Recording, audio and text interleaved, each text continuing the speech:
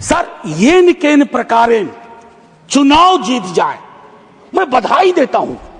चुनाव जीतना एक कला है, हो सकता है ये इस कला में आप निष्णात हो, लेकिन सर मैंने कहा तो मैं चोट नहीं पहुंचाऊंगा, लेकिन चुनाव जीत जाए और देश हार जाए, देश टुकड़ों में बट जाए, गलियों गलियों में नफरत की फसल हो, ये कौन सा वंदे मातरम है? ये कौन सा वंदे मातरम है? जिन ओहदेदारों को मलहम लगाना चाहिए वो नमक की बोरी लेके जख्मों पे छिड़कते हैं। इस गीत के स्पिरिट को देखिए, इस गीत का स्पिरिट बंगाल से पंजाब पहुंचता है, जहां इसको जानने वाले लोग नहीं थे, इसके शब्दार्थ को, भावार्थ को समझ रहे थे। इसलिए मैं कह रहा हूं कि विविधताओं के बावजूद बहुलवादी संस्कृति इस देश का हिस्सा रही है। हम ऐसे ही पले बढ़े हैं, कोई नुक्कड़, कोई गली, कोई गांव नहीं है जहां हमने हिंदू, मुसलमान, सिख, ईसाई, नास्तिक ना देखे हो।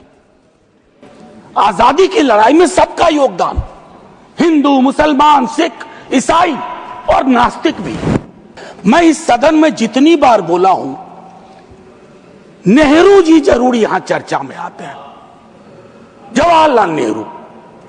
सर मैं कांग्रेस का नहीं हूं, लेकिन अपने को नेहरूवादी मानता हूं, गांधीवादी मानता हूं, अंबेडकरवादी मानता हूं, और परस्पर विरोध नहीं है। इनका तब के वक्त में विरोध था, लेकिन मैं आज कह रहा हूं अगर कोई ऐसी व्यवस्था हो कि ये पृथ्वी पे आएंगे ना, तो एक मोर्चा बना लेंगे एक साथ मिलकर।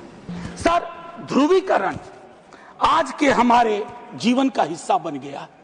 क्या बंकिम बाबू ने यह कल्पना की थी, उस महाकवि ने यह कल्पना की थी कि देश इतने टुकड़ों में बंट जाएगा?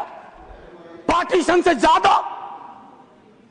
से ज्यादा अभी मैंने देखा चंद महीनों पहले इस देश में आई लव महाकाल और आई लव मोहम्मद में जिहाद करवा दिया गया, झगड़ा करवा दिया गया।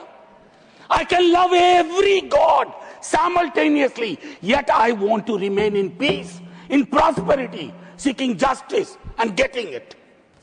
ये रवायत क्यों खत्म हो रही है?